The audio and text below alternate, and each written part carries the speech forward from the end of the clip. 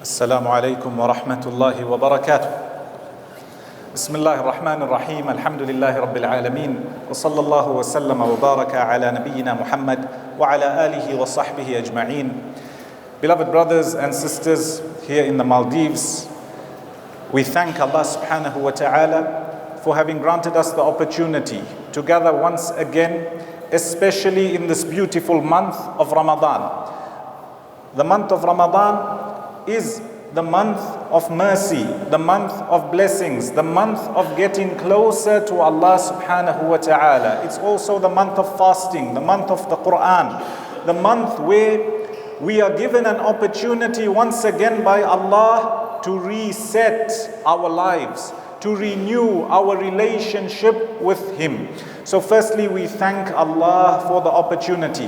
Allah says, لَإِن شَكَرْتُمْ لَأَزِيدَنَّكُمْ. If you are grateful, if you show gratitude for the gifts of Allah upon you, those which are dini, religious, those which are worldly, etc., Allah says He will give you more and grant you more. In the same way, Allah subhanahu wa ta'ala has granted us the opportunity and ability to gather here. May He gather us in the highest part of Jannah. Say Ameen. Ameen. Beloved brothers and sisters, when we look at the theme for this year's Ramadan here for the first 10 days in Maldives, the brothers had many different topics, many different ideas. And finally, they came to a topic which is very interesting. It applies to every single one of us. Allah Jalla wa Ala says in the Quran, فَهَلْ يَنظُرُونَ إِلَّا السَّاعَةَ أَن تَأْتِيَهُمْ بَغْتَةً.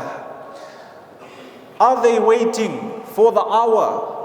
Are they waiting for the trumpet to be blown? Are they waiting for the world to come to an end? فَهَلْ يَنظُرُونَ إِلَّا السَّاعَةَ أَن تَأْتِيَهُمْ بَغْتَةً. And this hour will come suddenly. Why does Allah subhanahu wa ta'ala mention this verse? If you look at the verses prior to it, you will find that there were those who mocked and made fun of the Messenger sallallahu alayhi wasallam, to the point where they said, bring to us the punishment if you are truthful. Ask Allah to bring the hour and to cause everything to come to an end if you are truthful. So Allah is telling them, are they waiting? Do they really want the hour to come all of a sudden? فَقَدْ جَاءَ أَشْرَاطُهَا. Most definitely, its signs have already come. فَأَنَّى لَهُمْ إِذَا جَاءَتْهُمْ ذِكْرَاهُمْ. What benefit will it be for them if the hour comes and they haven't benefited from the signs before? So the topic that was chosen is the signs of the hour. Very interesting topic, very important topic for every single one of us. And when we look at this topic, it's extremely vast, extremely broad. It covers some of the signs that Allah subhanahu wa ta'ala gives us to show that there is an indication that this world was not made forever. The human being was not designed to live forever. Creation was not made by Allah subhanahu wa ta'ala to last forever. And through His mercy and through His kindness, He gave us these signs as a reminder to turn back to Him. He gave us these signs to show that what Muhammad sallallahu alayhi wasallam came with is the truth. Allah Jalla wa Ala says, فَقَدْ جَاءَ أَشْرَاطُهَا. Most definitely, the signs of the hour have already come. What will we be discussing in these next few days? When you look at the signs of the hour, there are many which are mentioned in the Quran as well as the authentic sunnah of the Messenger sallallahu alayhi wasallam. These signs, they go from prophethood of Muhammad sallallahu alayhi wasallam, some before, and they carry on up to our present day and what is going to come in the future. More than that, Allah Jalla wa Ala has also informed us that these are the signs leading up to the hour. What happens when the hour is established? What happens after the hour is established on the day of judgment, how will the people be resurrected? What will they be on the day of judgment? How long is the day of judgment? What are some of the qualities and description of Jannah and Jahannam, etc.? Inshallah, all that we will try to cover in these few days. A person may ask, what's the benefit? Why should we know about these signs of the hour? And there's many answers to it. Firstly, we've got to realize and understand that belief in the unseen, belief in what Allah subhanahu wa ta'ala has hidden from us, yet He has informed us it will happen, is part and parcel of Iman. The first quality that Allah subhanahu wa ta'ala uses to describe the believers in the Quran, He says, الَّذِينَ يُؤْمِنُونَ بِالْغَيْبِ. They are those who believe in the unseen. You know, at times today, with modern technology, with the different sciences, people want to search for an answer for everything. For everything. And Allah Jalla wa Ala informs us that most definitely the creation, what He has decreed, etc., there is wisdom behind it. However, certain wisdom He has allowed us to know. He has given us the knowledge. And there are certain things which He has kept in the unseen. Why? Because it's a test. Imagine if there was a competition and everybody was given the answers and then they were asked the question. Everybody will know the answer. What's the point of having the test? What's the point of having the examination? How do you grade those who are good, those who believe, and those who are not? So from our deen, from our iman, from the prerequisites that we are required to believe in is belief in the unseen. So if someone asks, why do you need to know about these signs? What's the benefit? One of them is to show that you are a true believer. A believer in the word of Allah subhanahu wa ta'ala. A believer in the Quran, everything that Allah subhanahu wa ta'ala has told us.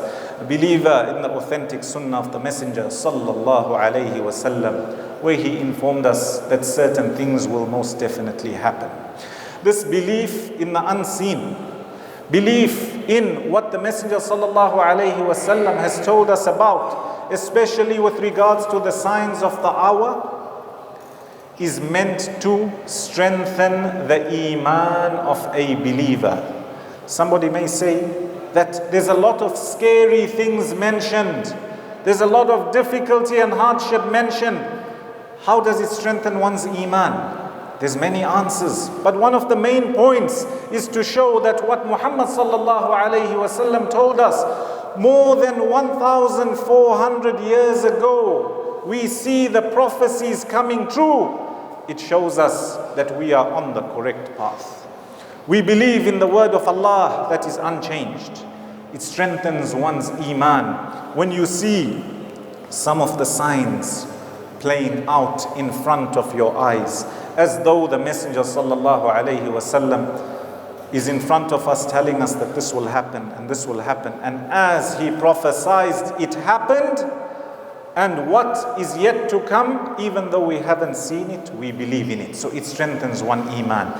Number 3, it gives a believer hope. Hope in what? Hope in the fact that we will all return to Allah subhanahu wa ta'ala. Most definitely, the most merciful, who is Allah, we will return to Him. And He has a special mercy for the believers.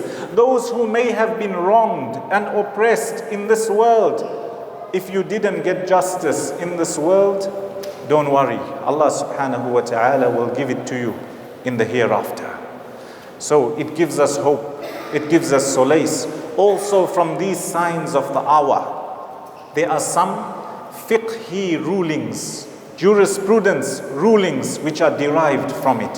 For example, the Messenger sallallahu alayhi wasallam, when informing the Sahaba radiyallahu anhum about the Dajjal, the Antichrist, he tells them that when he is allowed to come on the earth, when he is freed, he will go from place to place. And the days will be different. There will be a day which is like a year long. Then there will be days which are like a month long, etc., etc. And the Sahaba radiallahu anhum, they ask the question, O Messenger of Allah, what will we do when it comes to our salah? You know, that day that is equivalent to a year. Will 5 salah be enough for the whole year? And the Messenger sallallahu alayhi wasallam says no. Rather, measure according to what's supposed to be the time of Fajr, Dhuhr, Asr, Maghrib, Isha. Even though this hadith is speaking about the Dajjal, when he comes, we derive a ruling that there are some places in the world that when the sun rises, it doesn't set for a few weeks or a few months. How do they calculate their salah? What do they do for salah? We go back to this hadith. So look at how there is benefit. They go back to the hadith so that they can calculate their timings of salah. My beloved brothers and sisters in Islam, this is only the very beginning, the introduction. These are just some of the benefits when it comes to knowing the signs of the hour. Thereafter, when it comes to these signs, the scholars have divided them into 2 main categories. They mention that there are the minor signs. What are known as signs which are important for us to take lesson from. However, it doesn't signify the immediate end of the world.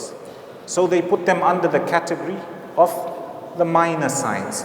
And then there are those signs which are major. Those signs which are major. 10 mentioned to us in a hadith of the Messenger sallallahu alaihi wasallam. And inshallah we will go through them all. Today I want to touch on just 4 of the minor signs. And as we go through these signs throughout these few days, you'll find that there are those which happened, relatively speaking, to us a very long time ago, hundreds of years ago. And then there are those which were closer to us. Then there are those which we are witnessing now, and those that which will come. The first sign that most of the scholars mention when it comes to the minor signs of the Day of Judgment, the Messenger sallallahu alayhi wasallam tells us in an authentic hadith recorded in Sahih al-Bukhari and other books of hadith. He says, "Bu'ithtu ana was-sa'atu kahatayn." I have been sent, as well as the hour will come, and we have been sent like this. In some of the riwayat of the hadith, they mention that he lifted up his index finger as well as the middle finger. What does this show you? It shows that if the Messenger sallallahu alayhi wasallam is telling you that I have been sent and the hour will also come, there is a very short space of time relative to the existence of the world. So once the Messenger sallallahu alayhi wasallam was given revelation, given prophethood, he embarked on his mission, we know that in and of itself is one of the signs of the Day of Judgment. The fact that it happened, we are not waiting for it to happen. The Messenger sallallahu alayhi wasallam, as we all know, the most beloved to Allah subhanahu wa ta'ala, the best of creation, he was sallallahu alayhi wasallam. Even before prophethood, he was known amongst his people to be the most honest, the most upright. He stayed far away from anything that would diminish one's character and conduct even before he received revelation. And yes, we do mention the sign that he was resurrected, or he was chosen rather, and revelation was given to him. As important as it is to know the fact, is to study his lifestyle. The seerah of the Messenger sallallahu alayhi wasallam, it's incumbent for every single one of us to learn about his life, to learn about what happened at that time. You know, when a person is put into the grave, they will be asked 3 questions. One of the questions is, who is your Lord? And as for the one who believed and practiced upon it, they will be able to answer that Allah is my Lord. They will also be asked, who is your prophet? And those who truly believed, those who studied the life of the Messenger sallallahu alaihi wasallam and practiced upon his teachings, they will be able to answer the question. Not only that, when it comes to our worldly life, our day-to-day living, in every aspect of your life, there is guidance from the Messenger sallallahu alaihi wasallam for us. Allah Jalla wa Ala says, لَقَدْ كَانَ لَكُمْ فِي رَسُولِ اللَّهِ أُسْوَةٌ حَسَنَةٌ. Indeed, in the example, in the lifestyle of the Messenger sallallahu alaihi wasallam, in it is the true example that the believer should follow. لَقَدْ كَانَ لَكُمْ فِي رَسُولِ اللَّهِ أُسْوَةٌ حَسَنَةٌ. The best role model. So my beloved brothers and sisters, take this opportunity, especially in the month of Ramadan, to learn more about our beloved Prophet Muhammad sallallahu alayhi wasallam. He mentions in a hadith, authentic hadith, he says, لا يؤمن أحدكم. None of yous truly believe. None of yous truly believe until I am more beloved to him than everybody else, all worldly possessions, all people. A prerequisite of your deen, to truly believe, is to love the Messenger sallallahu alaihi wasallam. And how do you fulfill this? You firstly need to learn about his lifestyle. You need to learn about the seerah. You need to learn about it. My beloved brothers and sisters in Islam, the fact that Allah subhanahu wa ta'ala sent the Messenger sallallahu alayhi wasallam, that in and of itself is one of the signs of the Day of Judgment. Thereafter, the second sign mentioned by many scholars is the Messenger sallallahu alayhi wasallam, he was taken away by Allah subhanahu wa ta'ala. The death of the Messenger sallallahu alayhi wasallam in and of itself is a sign of the Day of Judgment and the fact that we are closer to the end of times. He mentions in a hadith sallallahu alayhi wasallam to one of the companions, also an authentic hadith, he says that count 6 things before the hour. Count these 6 things, and the very first he mentions is my death. I will pass away. I will return to Allah subhanahu wa ta'ala. And you can only imagine, we haven't seen the Messenger sallallahu alayhi wasallam, yet we all love him. We all believe that he was the best of creation. We all try our best to follow his sunnah. We would sacrifice anything and everything for the Messenger sallallahu alayhi wasallam. Now imagine the Sahaba radiyallahu anhum, those who lived at the time of prophethood, those who lived at the time of the Messenger sallallahu alayhi wasallam. Whenever there were any issues, any difficulty, any hardship, revelation came. He was there to guide them. He was there to help them. Through him, revelation came down. And with his death, the very first thing that stops is revelation. You find that the Sahaba radiallahu anhum, they were taken aback, they were shocked, so much so, there was a big debate and an argument, what's happened to the Messenger sallallahu alayhi wasallam? And Umar ibn al-Khattab radiallahu anhu, and we all know who he is, he tells the people that nobody should say Muhammad sallallahu alayhi wasallam has passed away. And Abu Bakr as-Siddiq radiallahu anhu, who is the best person to have walked the face of the earth after the prophets of Allah, he comes and he gathers the people, he gives them comfort, and he ascends onto the mimbar, onto the pulpit, and he tells the people he recites the verse of Allah, وَمَا مُحَمَّدٌ إِلَّا رَسُولٌ. Muhammad sallallahu alayhi wasallam is only a messenger of Allah. قَدْ خَلَتْ مِنْ قَبْلِهِ الرُّسُلُ. Before him, there are messengers who came and they also passed away. And then he tells them, he completes the verse, أَفَإِن مَّاتَ أَوْ قُتِلَ انقَلَبْتُمْ عَلَىٰ أَعْقَابِكُمْ. If the messenger of Allah had to pass away, had to be killed, will you turn back to your bad ways? Will you turn back to Jahiliyyah? And some of the Sahaba radiallahu anhum say, it's as though it was the first time we heard this verse. And I want to derive a lesson from this, especially because it's the month of Ramadan, especially because it's the month of the Quran. So many times we read the Quran, we know the meanings of some of the verses. However, only upon true understanding, true reflection, at times living a life based upon what Allah has told you, you start to understand these verses deeper. You start to be able to derive lesson which you may not have seen before. The Quran is such an amazing book.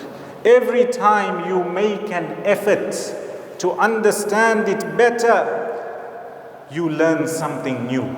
So Umar ibn al-Khattab radiallahu anhu and others say, even though we knew the verse, even though we knew the meaning, it was as though we were hearing it for the first time.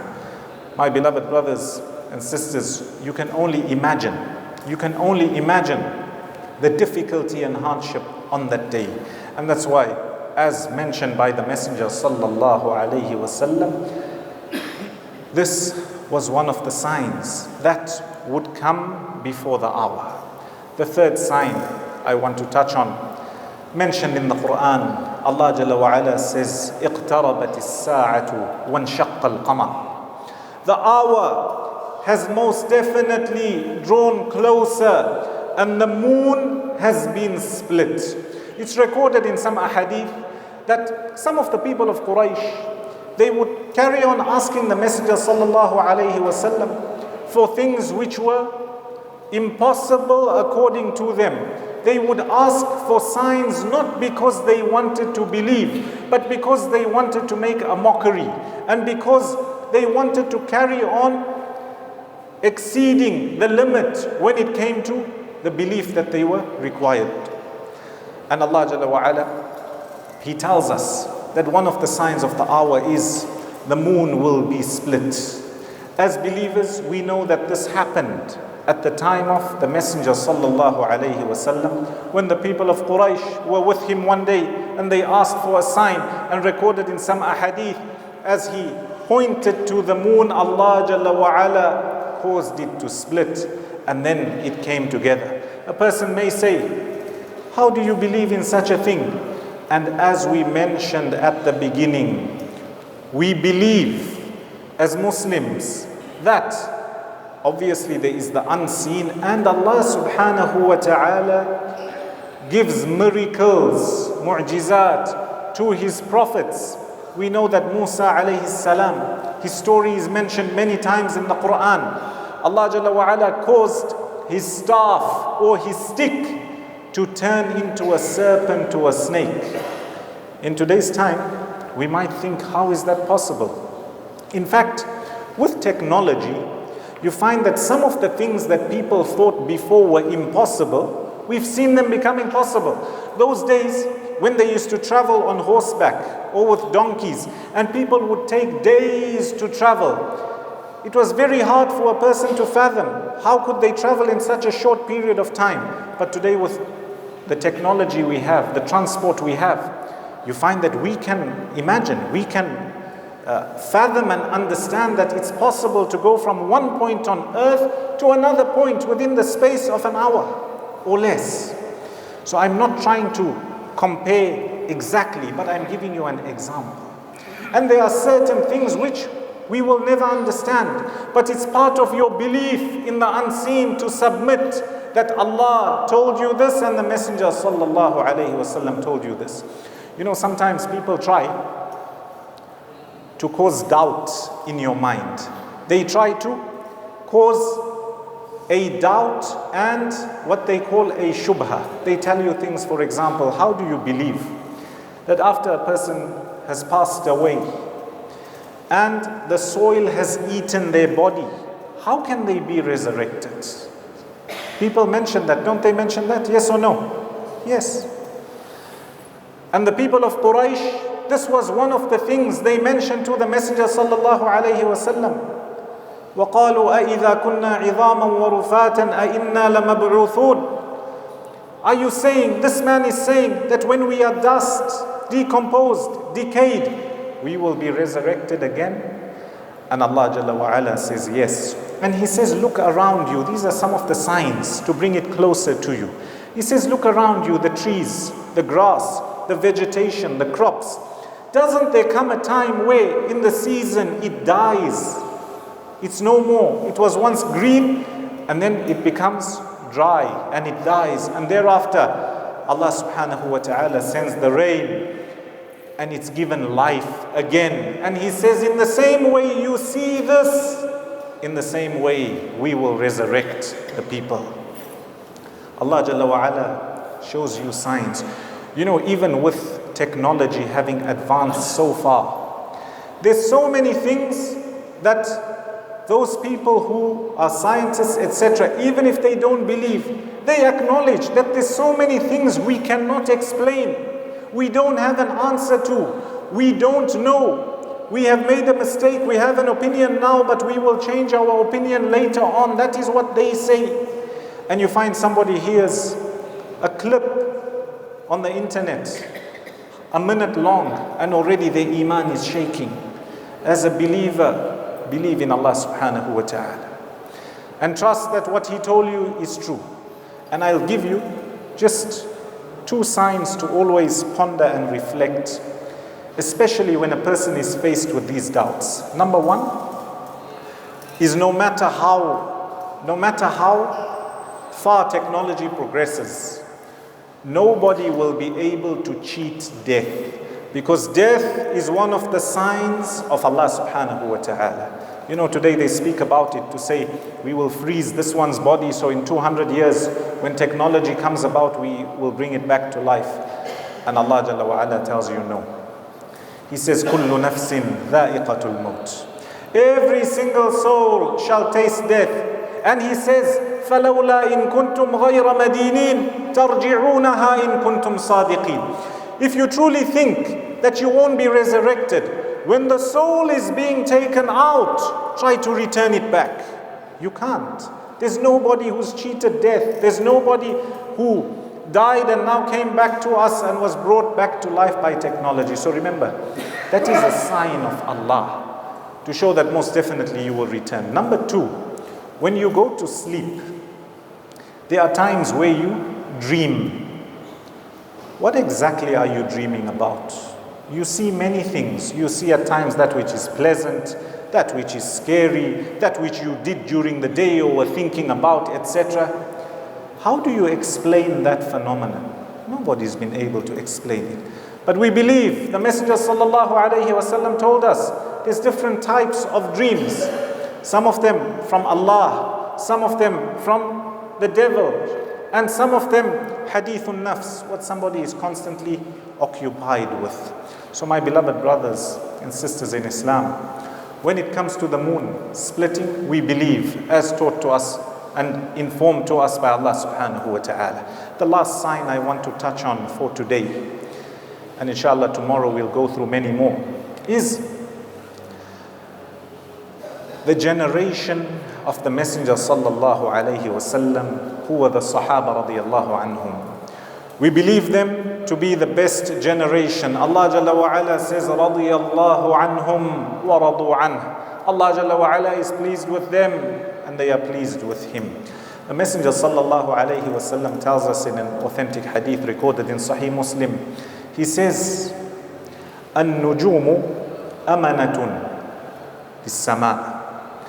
The stars, they are Some have translated amana as like a safety, or as An-Nawawi and others mention in the explanation, he's saying that the stars, as long as they are there, the sky remains. As long as they are there, the sky remains. Because as you know in the Quran, Allah Jalla wa Ala, when speaking about the hour, He says the skies will be ripped open, the earth will come to an end. So the Messenger sallallahu alaihi wasallam is saying, as long as they are there, the sky is there. Then he says, when they are removed, i.e. with the hour, the sky will also be removed. And then he tells you that I, meaning the Messenger sallallahu alaihi wasallam, is the safety for his companions. And he says, once he passes away, it will come to them what they were promised. And then he says, the companions, the Sahaba radiallahu anhum, they are a safety for the ummah. And he says, once they pass away, that generation is gone. Whatever was promised to the ummah in terms of these signs and the end of time, it will come. So some of the scholars mention that this generation, the best generation, we could call it the golden generation, when their time came to an end and they all passed away, this was one of the signs of the Day of Judgment. My beloved brothers and sisters in Islam, if you notice the 4 signs we touched on today, for us it seems to be far away, like 1,400 more years ago. However, as I told you, these signs, compared to the existence of the world, they are relatively close, as told to us by the Messenger sallallahu alaihi wasallam.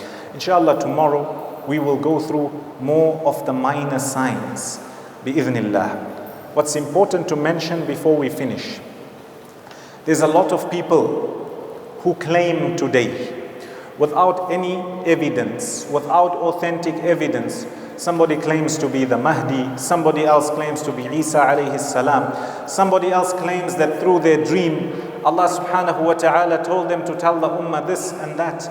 As a believer, you measure according to authenticity, according to the Quran and the authentic sunnah of the Messenger sallallahu alayhi wasallam. And the Messenger sallallahu alayhi wasallam, as we'll see, he told us that some of the signs of the hour, you will find people who lie. They carry on telling you that he is the Masih, he is Isa alayhi salam, or the Mahdi, etc. So we've got to be careful, especially today when it comes to the social media we have, when it comes to artificial intelligence, AI. You find people make videos of a sheikh, it's fake, and they say that, can you see, he said that he is the Mahdi, or the Mahdi is here, etc. So we've got to be vigilant and we've got to be careful. When it comes to this topic of the unseen, we stick to that which is authentic, informed and taught to us by Allah and His Messenger. And at times, you may find that Allah subhanahu wa ta'ala or the Messenger sallallahu alayhi wa sallam give you a general guideline. However, they did not tell us how to apply it. So I give you an example. Sometimes when they are speaking about a killer, is one hadith where the Messenger sallallahu alayhi wa sallam tells the Sahaba radiallahu anhum that there will be somebody who comes. One of the descriptions is there will be a mass murderer, a killer. And there are some who have tried to make ijtihad to say that this was a certain person who came before.